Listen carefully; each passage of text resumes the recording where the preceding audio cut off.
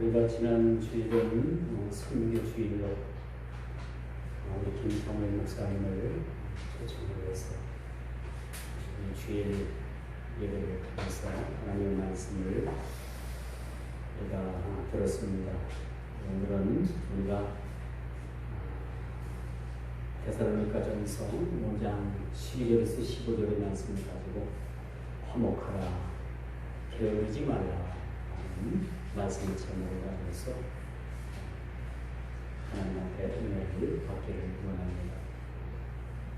오늘 본문에 보니까 서로 화목하라 라는 말씀을 우리에게 줍니다.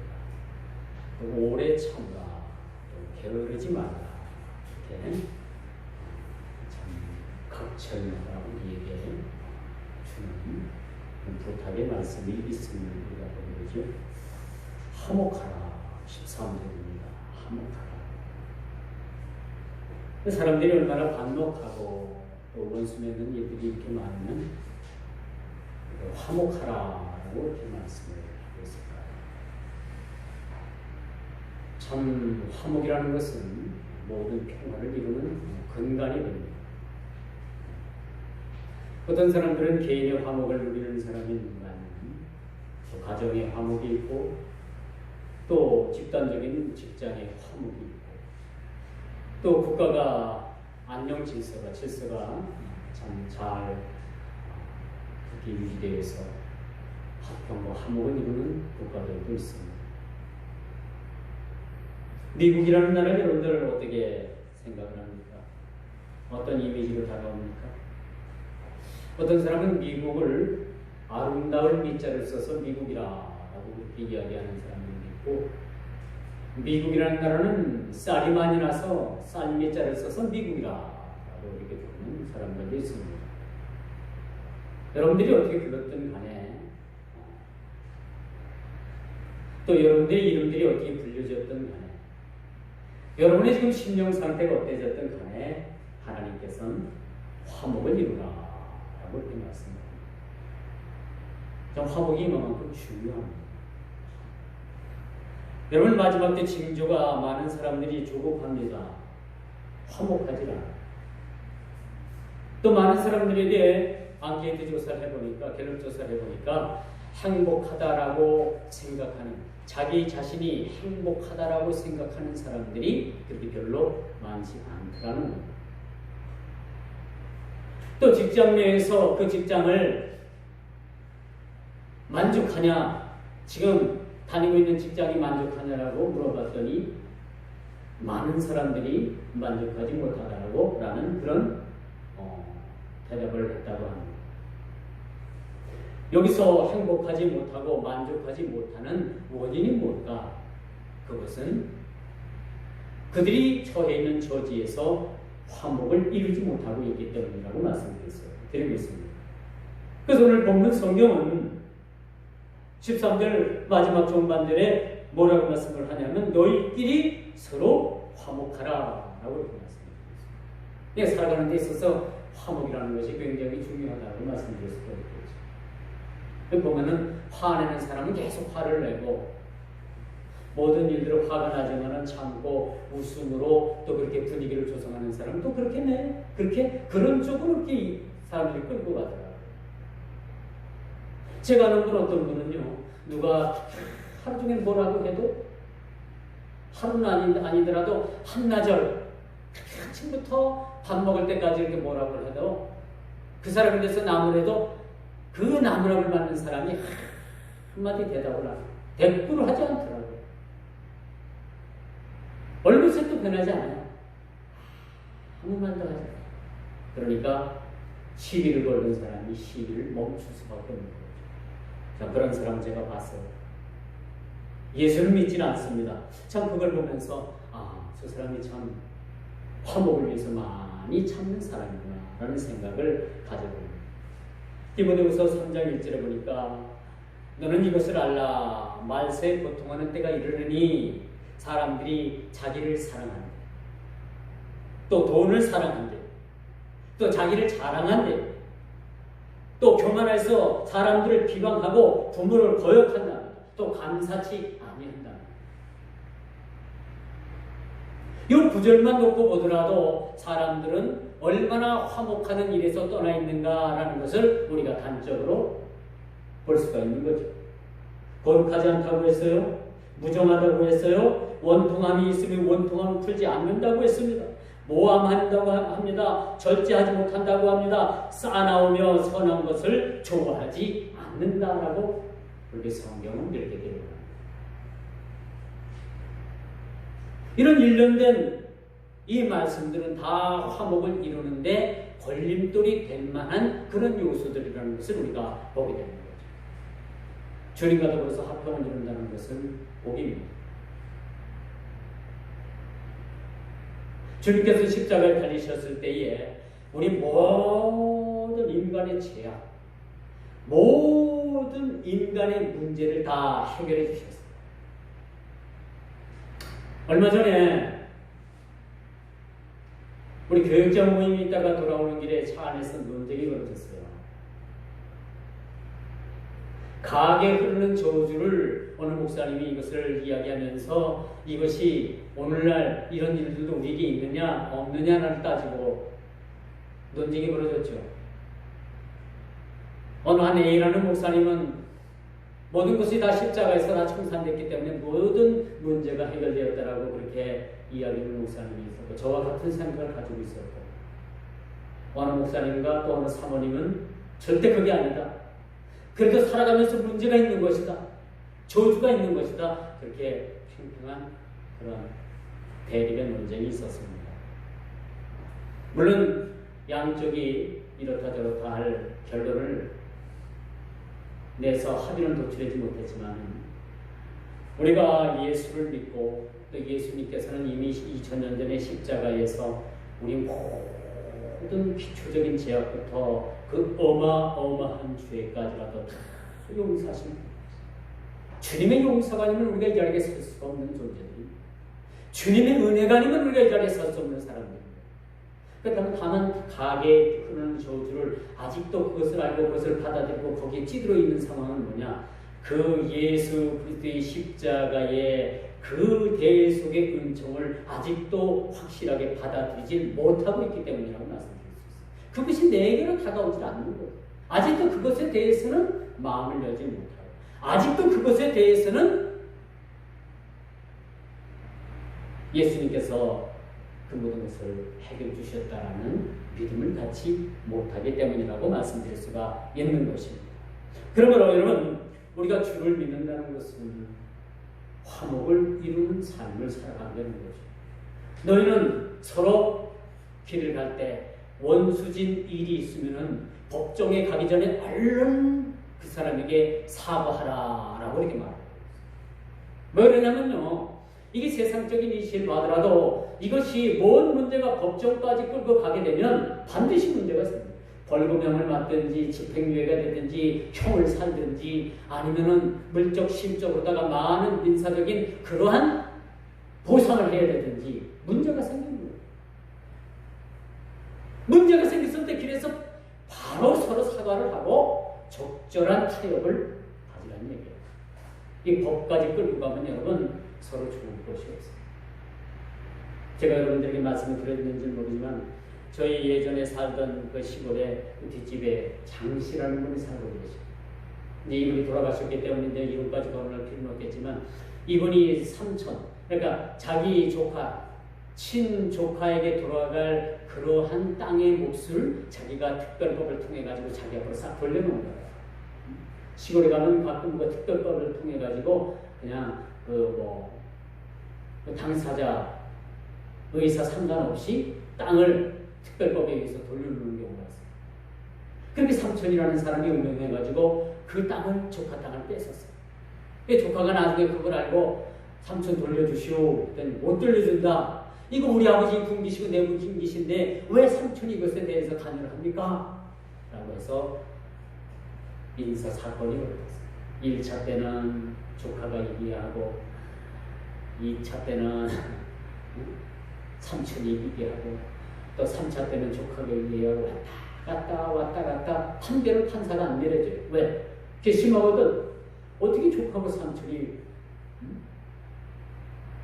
여러분 그렇게 법망의 호소를 해서 법을 가지고 따지는 말이에요. 괘씸해가지고 판사가 한 번은 이쪽에 이기게 해주고 한 번은 저쪽에 이기게 해주고 왔다 갔다 해서 끝나질 않게 만드는 민사입니다.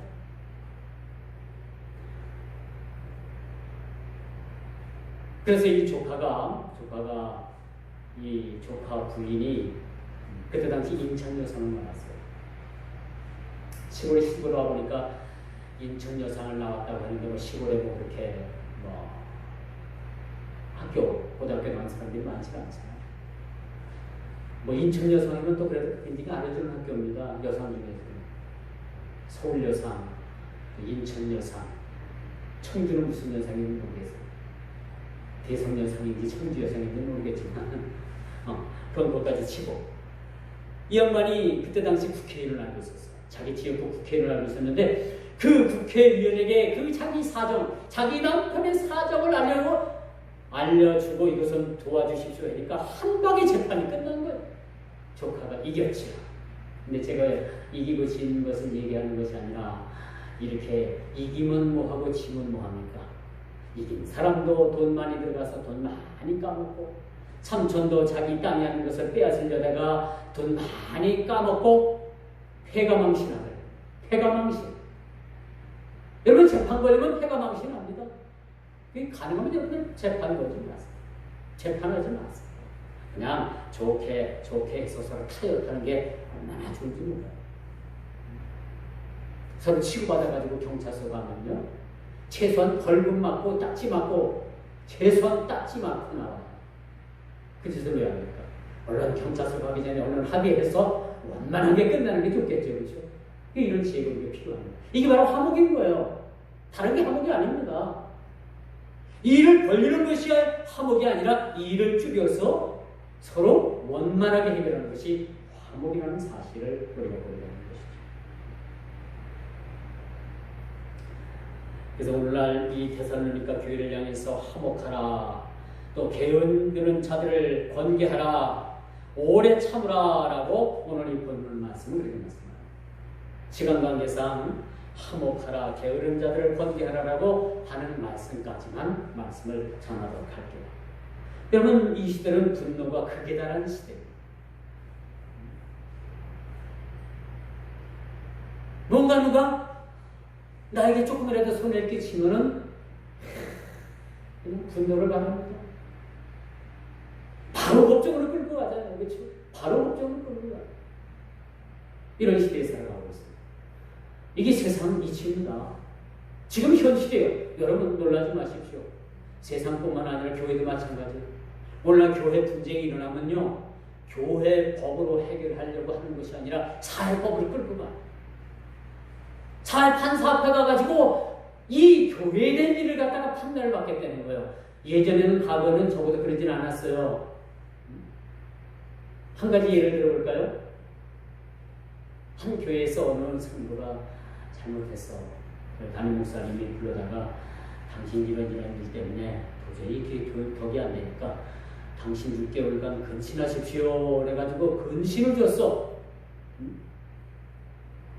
근데 목사님이 근신 6개월 중에 기분 나쁘단 말이야.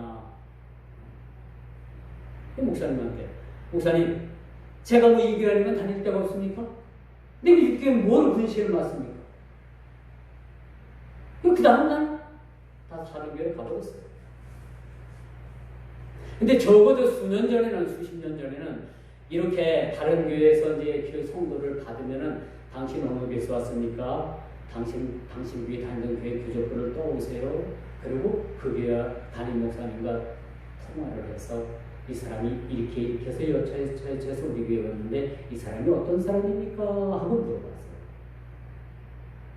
그래서 그쪽 교회에서도 마땅히 이 사람을 받지 말아야 되겠다라고 생각하면 당신 죄송하지만 우리 교회에서 당신을 받을 수 없습니다. 그렇게 그 교회에서도 같은 징계를 내려줬는데 지금은요, 묻지도 않고 따지지도 않고 오면 무조건 대화가 됩니다. 오기만 하면 무조건 대화가 됩니다. 이만큼 하나님의 공의와 하나님의 질서와 하나님의 모든 그런 질서가 무너진 그런 시대에 우리가 살아가고 있습니다. 안타깝죠? 그렇게 근신을 달려봤던 옛날 우리 선조들의 믿음의 신앙은 이제는 없습니다. 그렇게 다 무너져 버린 거예요. 교회 질서가 무너졌어요. 하나님의 공의가 무너진 시대에 우리가 살아가고 있습니다. 이 교회도 여러분 문제만 있으면 이것이 교회의 법을 통해서 해결하려고 하는 것이 아니라 여러분 교회법과 세상법은요 교회법이 초법이에요. 교회는 세상법보다 교회법이 우선합니다. 교회의 법으로 해결되지 않고 더 이것이 해결되지 않는 궁극적으로 원만해서 해결되지 않는 사회법정을 할지라도 우선 교회 법으로 모든 것이 해결될 수 있는 길을 열어놨다는 거죠. 근데 교회법은 무시합니다. 우리 초계를 봐도 그렇고 노회를 봐도 그렇고 우리 상회를 봐도 그렇고 우리 큰 교회들에서 여러분 법적 소송이 걸리는 문제를 봐도 그렇고 교회 법을 따지질 않아요.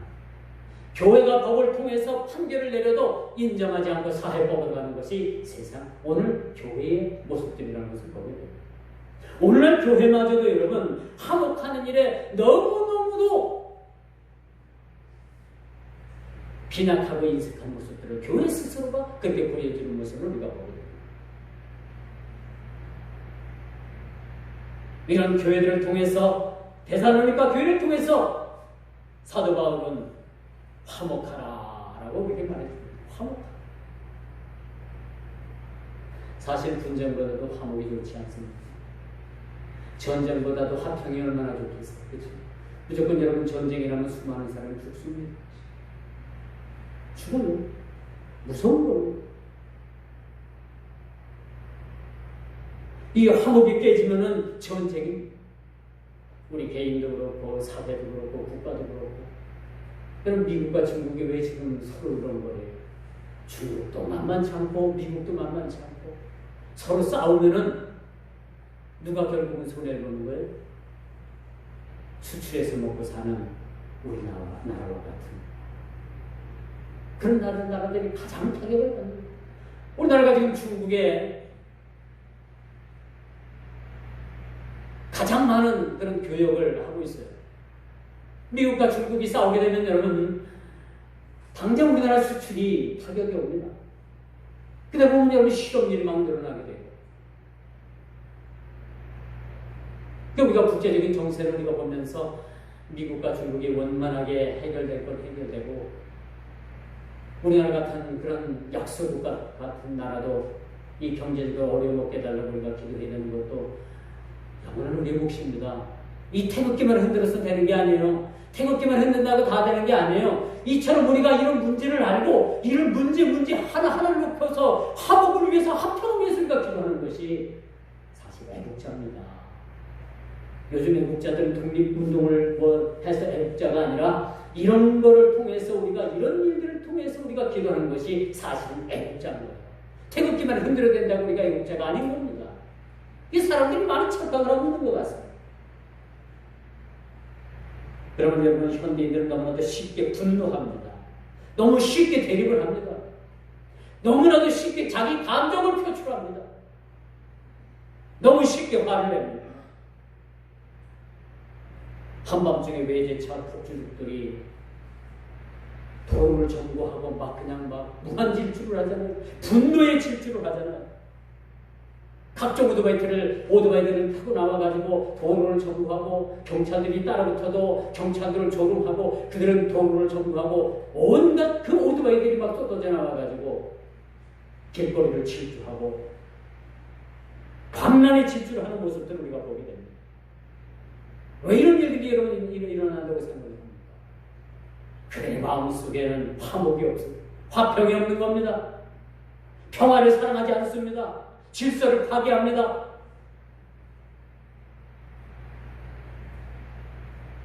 여러분 분을 내기는 쉬워도 그 분을 다스리기는 쉽지 않아요. 분 내기는 얼마나 쉬운지 몰라요. 그런데 그 분을 삭히고 다스리는 것은 그렇게 쉽지 않는 거예요. 그래서 성경은 너희가 오래 참으라 라고 표현했습니다. 오래 참. 오늘 14절 전반절에 가서 그런 얘기예요. 모든 사람에게 오래 참으라. 오래 참으라.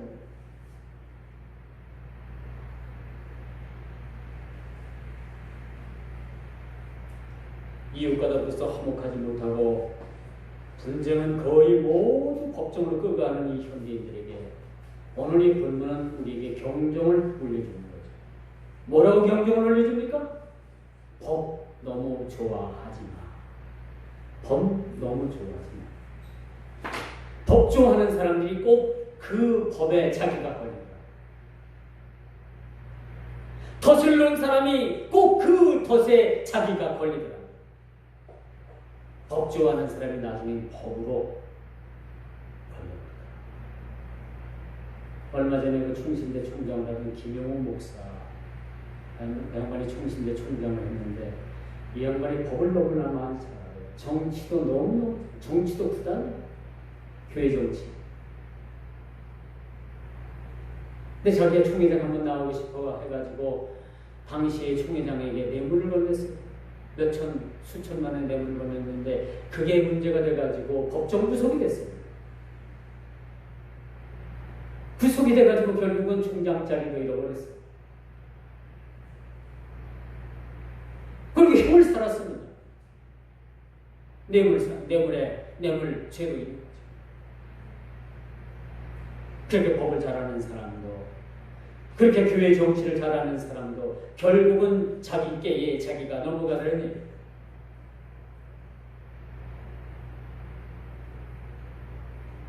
많은 사람들이 화목하지 못하고 불신과 반목 속에서 오늘날 살아갑니다. 많은 사람들이 반목 속에서 살아요. 서로 믿지 못하는 것이죠. 비단 이런 현상이 세상일 뿐이겠습니까? 제가 조금 전에도 언급했듯이 교회 안에서도 이런 일들이 만연되어 있는 거예요. 교회를 이름하여 주의 이름을 빙자하여 부당한 이득을 취하려는 집단들이 얼마나 많은지, 이런 일로 인해 가지고 여러분 분쟁의 요소가 얼마나 많이 발생되는지 모릅니다. 어디 가서 예수 믿는다고 명함 한 장 제대로 내밀지 못하는 시대에 우리가 살아가고 있습니다. 크리스찬이라면 아주 얘기도 들어보지도 않고 한마디로 딱 잘라버려요. 딱 잘라 외면하는 이런 시대에 우리가 살아가고 있습니다. 왜? 우리 스스로가 화목을 이루는데 우리 스스로가 반목했던 일들이 작용했다라고 말씀드릴 수가 있는 것이죠. 서로 신뢰가 깨지고 화목은커녕 천천지 원수를 맺고 사는 일들이 얼마나 많습니다. 화목하라고 했더니 화목은커녕 원수를 맺고 삽니다. 이 세상 사람들은 가만히 보니까 막걸리 한 잔, 소주 한 잔이면 그냥 다 웬만한 거 다 해결하더라고요. 근데 교회 안에서 분쟁이 일어나고 원수가 맺어지는 일이 있고 서로 그런 반복하는 일이 있으면 이거 절대적으로 여러분 풀지는 못해요. 그 무엇을도 못 풀어요. 예수님이 오셔서 중재를 해도 못 풀더라고요. 끝까지 가져갑니다. 죽을 때까지 가져가요. 지금도 제가 심호했던 교회, 그 시골 교회는 남모시시하고 장모시시하고는 지금도 서로 왼수를 맺고 살아요. 그 일이 일어난 지 벌써 20년, 30년이 됐는데 불구하고 예수를 믿는다고 해서 서로 이렇게 반목하고 원수처럼 살아갑니다. 과연 이런 사람들 마음속에 예수님이 계신가요? 저는 전혀 아니오시다라고 말씀드릴 수가 있습니다. 빌립보서 4장 5절 보니까 너희 간영을 모든 사람들에게 알게 하라고 말씀드리고 있습니다. 간영하고 베풀고 용서하고 이런 것이 화목의 바탕이 되는 겁니다. 사실 성경은 화목하라라는 말이 제가 어제 성경에서 찾아보니까 신구약을 통해서 104번 화목하라 화목에 대한 단어가 104번 거기서 가장 제 눈에 들어왔던 그 화목이라는 단어는 주님께서 화목 제물이 되셨다. 구약에 보니까 화목제가 드려지는데 신약에 예수님께서 십자가에 달리신 그 십자가의 제물은 우리를 위한 화목 제물이 되셨느니라는 말씀이 이 화목의 근간을 이루고 근간 의미가 뭐냐? 바로 우리 예수님이시라. 화목의 근원이 예수님이시라는 겁니다.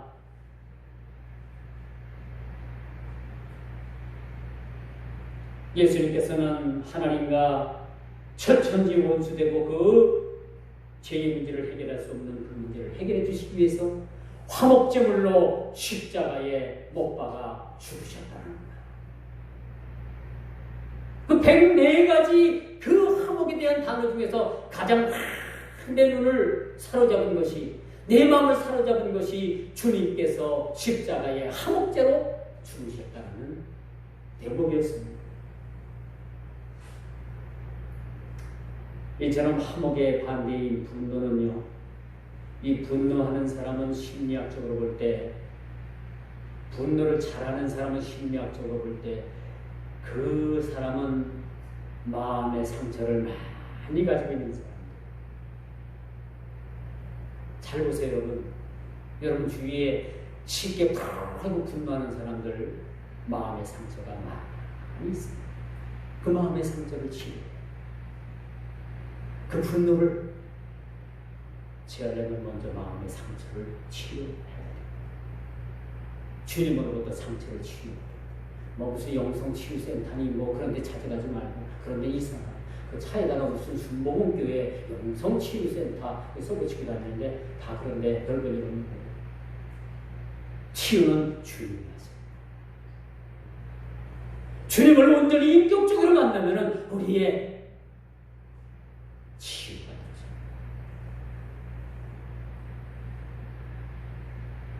되죠. 에베소서 4장 31절에서 32절 보니까 너희는 모든 악독과 노함과 분냄과 떠드는 것과 비방하는 것을 모든 악의와 함께 버려라 라고 말씀합니다.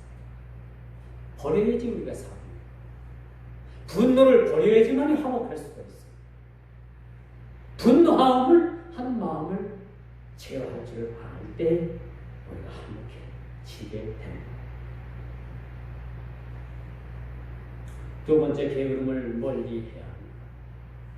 게으름이란 오늘 본문에 보니까 개역 개정판에는 게으름으로 나와 있는데 개역 한글판에는 규모 없는 사람으로 그렇게 표현되고 있습니다.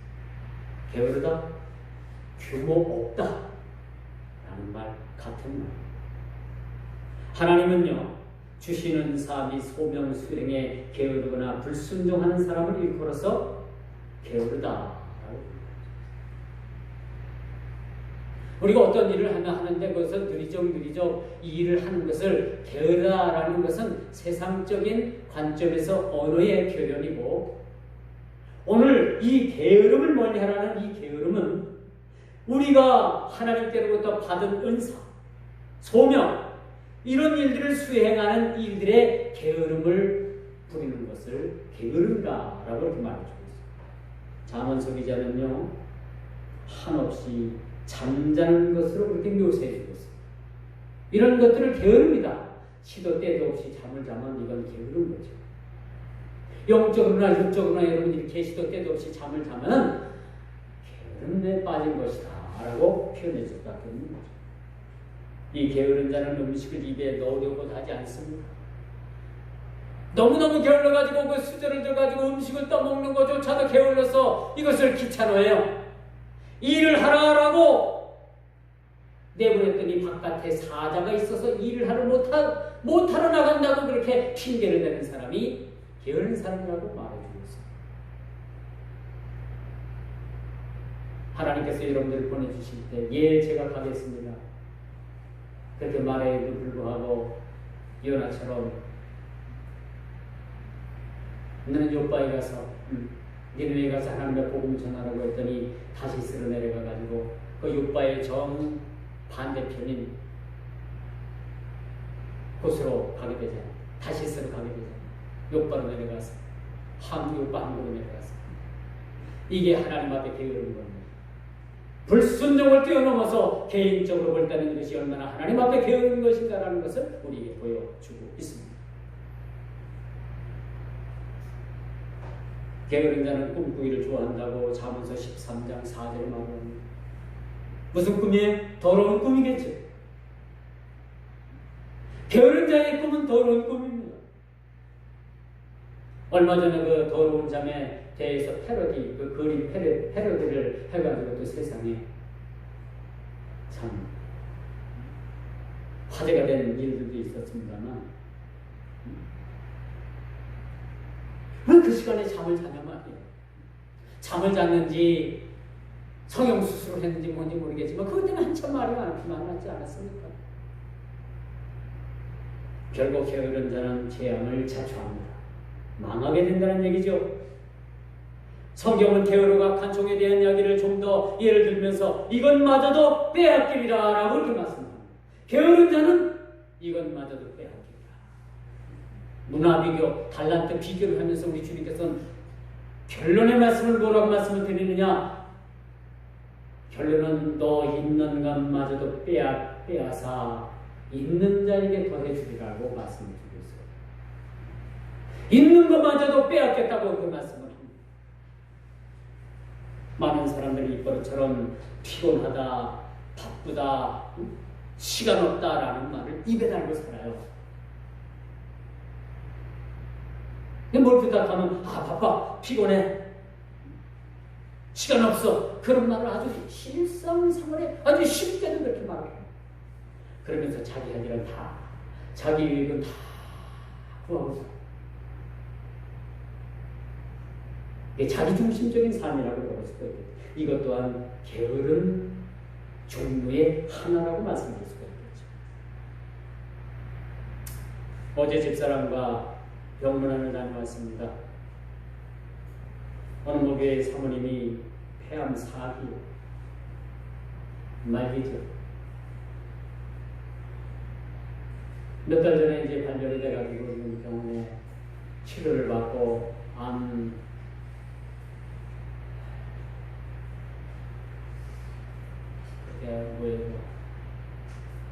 두 번 아마 치료를 받고 이제 나머지 2번 남았다고 합니다. 먼저 갔다 온 분들의 이야기를 들으면 목사님 기도하는 것밖에 없겠어요. 그런 얘기 듣고 집사람하고 어제 비를 많이 오는 가운데 갔다 왔습니다. 이 병원에 안 계시고 또 댁에 계시면서 직접 방문을 해서 갔다 왔는데, 사실 찾아뵈면서 참 마음에 많은 무거움이 있었어요. 이런저런 핑계대면서 참 가지 못했어요. 집사람하고 같이 시간을 맞추려니까 참 시간이 그렇게 쉽지 않더라고요. 그래서 어제는 다른 게 다 제쳐놓고 한번 갔다 오자 해가지고 어제 집사람하고 같이 다녀왔습니다. 그래서 저는 핑계만 댈 일이 아니라서 큰 맘 먹고 병문안 다녀왔어요.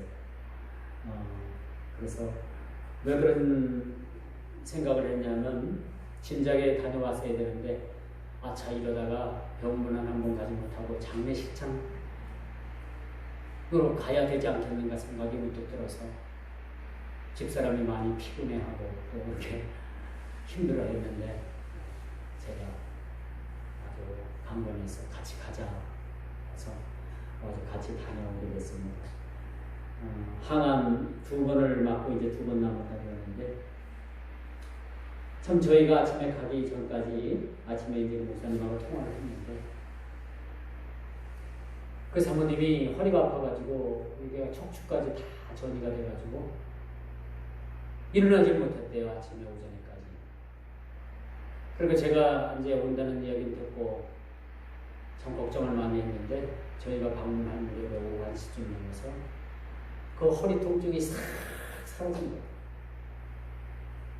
그래서 그 사모님이 저희에게 그런 말씀을 하더라고요. 하나님께서 오늘 오전에 그렇게 아파가지고 일어나지 못했는데 이렇게 일어나서 앉을 수 있도록 하나님께서 이 시간 허리를 고쳐주셨다. 그런 얘기를 하는 거예요. 그런데 아마도 하나님께서 이 허리까지 전이 된 이 척추를 지금 고쳐주시지 않았느냐, 그렇게 얘기를 해요. 그래서 너무나도 참 저희가 위로를 해주러 갔다가 오히려 위로를 받고 왔습니다. 그래서 하나님이 얼마나 담대하고 암 환자 같지 않아요. 너무나도 얼굴이 밝고 이야기를 혼자 다 해요. 그래서 하는 말씀이 하나님께서 자기를 꼭 살려주실 것 같아요. 그런 마음이 생기는 거예요. 하나님께서 자기 자신을 꼭 살려주실 것 같아요. 폐암 사기구는 여러분 못 고칩니다. 끝나는 거예요. 그리고 폐암 걸린 분들 정말 제가 좀 몇 분을 지켜봤는데 기침과 더불어서 아주 고통스러워요. 폐암이 이렇게 뭐 다른 암도 마찬가지겠습니다만 폐암이 특히 더 이렇게 고통스러워요. 근데 이거는 오히려 그렇게 하던 기침도 멎어졌고, 응? 오히려 힘이 나요. 그래서 이분은 하나님께서 살려주시겠구나 그런 생각을 가졌어요.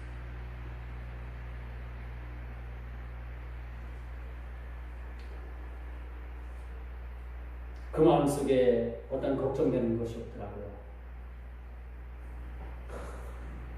그렇게 하평을 이루고 또 어찌 될까 싶어가지고 얼마 전에 가족 사진을 찍었대요. 목사님, 사모님, 아들 둘 해서 이렇게 사진을 딱 찍어갖고 거실에 걸어놨는데 그 거실에 걸어놓은 사진을 가리키면서 얼마 전에 우리 사진 찍었어요. 전에 이제 폐암 선고받고 끝났다 생각하는데 그러고 나서 사진을 찍어서 가족 사진을 가장 최근의 사진을 이렇게 찍어서 거실에 걸어놓으면서 그걸 얘기를 하더라고요. 이거 가족 사진 찍었어요. 찍었으면 의미를 우리가 알잖아요. 그렇죠? 왜 찍었는지 의미를 알잖아요. 근데 지금 하나님께서 왠지 나를 고쳐주시는 것 같아요. 왠지 나를 고쳐주실 것 같아요. 그 어제 제가 이제 사모님에서 흔들이 기도했는데 기도 끝나고 사모님이 저에게 그러는 거, 목사님 왜 기도를 그렇게 흔들이 하세요? 그런 이야기를 하더라고요. 그래서 이분이 영적으로도 많이 열려있고 하나님께서 모름지기 이 여종을 고쳐주시지 않겠는가라는 생각을 확실히 제가 느끼고 돌아왔습니다. 아마 그 사모님에게는 히스기야 왕을 살려주신 그 하나님의 역사가 아마 일어날 것 같습니다. 일어날 것 같아요. 여러분, 우리가 게으름이란 결국은요 무엇하고 연결이 되냐면 때와 연결이 되잖아요. 모든 인생은 때가 있다고 하죠. 이 때를 알면 우리가 게으름에 빠질 수 없는 것 같아요.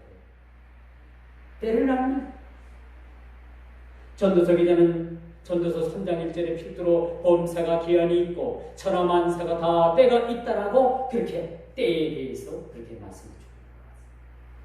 이 때를 이야기하는가?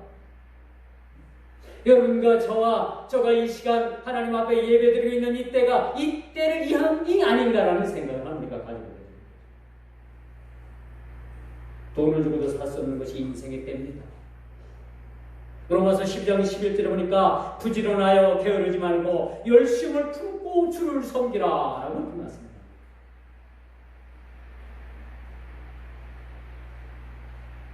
결국은 게으름이란 신앙에서 이탈해서 주를 섬기는 일을 멀리하는 것을 이야기한다고 말씀드릴 수가 있는 것이죠. 우리는 두 가지 시간적 개념을 가지고 살아가게 됩니다. 하나는 카이로스적인 시간적 개념. 하나님 안에서의 우리가 신앙의 시간 안에서 사는 것을 카이로스적인 개념적인 시간이라고 볼 수가 있습니다.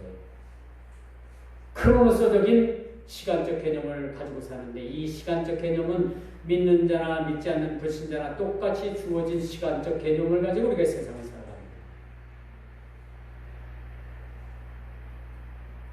세상 사람들은 이렇게 카이로스적인 시간적 개념을 알 수 없습니다. 이 카이로스적인 시간적 개념을 통해서 하나님과 대화하고 하나님과 교제하고 하나님과 동행하고 하나님과의 같은 그런 뜻을 모아 한 곳을 향해 나아가는 것이 그런 시간 개념이 카이로스적인 개념이라고 볼 수가 있죠.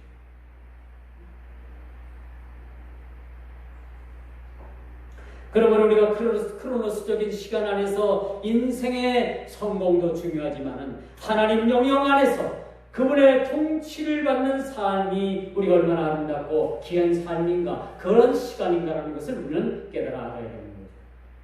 제가 가끔 여러분들에게 말씀을 드리죠. 여러분 보는 육안으로 보는 그런 모든 세계가 다가 아니라는 것입니다. 육안으로 보는 그런 세상의 모든 그런 육적인 관점에서 보는 시각이 다가 아니라 그것을 훨씬 뛰어넘는 영안으로 보는 영적 시각으로 보는 영적 세계가 훨씬 더 크고 훨씬 더 깊고 훨씬 더 높고 훨씬 더 광대하다는 사실을 우리가 알게 됩니다. 우리가 육안으로 보는 시각은요, 좁은 거, 좁은 거예요, 좁은 거. 좀 더 다 잘 보기 위해서 우리가 안경을 씁니다만은 영적인 시각은 우리가 영적인 안경을 쓸 필요도 없어요. 광대하게 펼쳐진 이 영적인 그런 세계. 그 세계는 알 사람만 알게 됩니다. 알 사람이 없도다라는 말이 알 수 없는 사람은 알 수 없다는 그런 세계를 가르쳐 하는 말씀이라고 볼 수가 있습니다. 게으름의 결과는 심각한 영적인 궁핍뿐만 아니라 모든 삶에 궁핍이 찾아옵니다. 핍적이 찾아옵니다. 이제 말씀의 결론을 맺습니다. 요즘 정치적으로 여야가 대립을 하고 무역 분쟁으로 세계가 대립을 하고 노사가 대립의 관계에 극에 달해 있습니다. 얼마 전에는 민주노총 위원장이 구속이 됐다가 조건부 구속으로 풀려나지 않았습니까? 노동계나 정치계나 학계나 종교계나 언론이나 어디 분쟁이 없는 곳이 없어요. 지금 분쟁이 휘말려 있습니다. 모두가 다 분쟁이 휘말려 있어요. 이런 분쟁의 요소를 어떻게 하면 우리가 타개할 수가 있을까? 우리 자신부터 화목을 이루는 길에 우리가 이것을 우리의 열심을 다해야 되는 거예요. 생을 다해야 돼요. 사방 어딜 봐도 화목을 위한 모임보다도 자신들의 이익을 극대화하기 위한 물불을 가리지 않는 극단 이기주의에 빠져있는 우리들의 모습들을 우리가 보게 됩니다. 화목을 위해서 부르짖기보다는 분쟁을 통해서 갈라지고 반목하고 서로 원수 맺고 이런 일들을 통해서 사탄 마귀는 교묘하게 그 틈을 타고 들어와서 더욱더 분쟁하게 만듭니다. 점점점 화목의 길에서 멀어지게 합니다. 이게 사단이 하는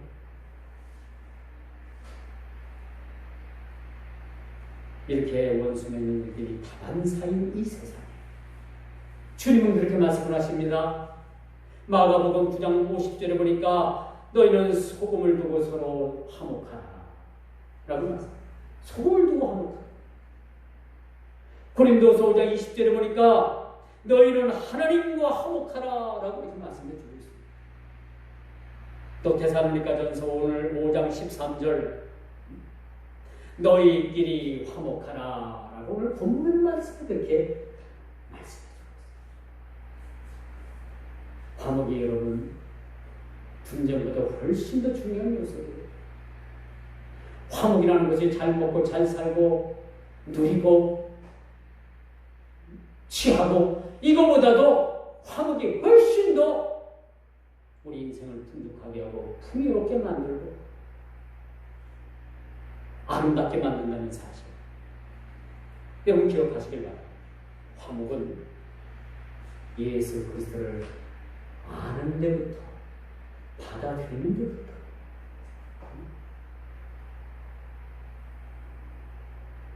시작된다는 거예요. 그리스도의 완전한 제사, 완전한 회복을 믿지 못하면 여전히 우리는 그 걸림돌에서 여러분 해갈 수가 없는 주님은 말씀하십니다.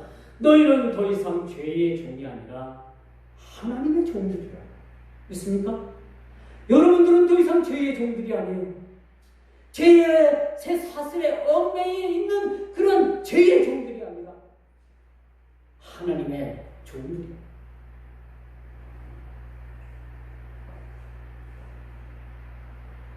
예수 그리스도를 믿고 알고 받아들이고 인정하는 데부터 우리의 행복은 시작된다는 거죠. 화목은 찾아온다는 거죠. 기도하겠습니다. 귀한 시간 주님께서 이 시간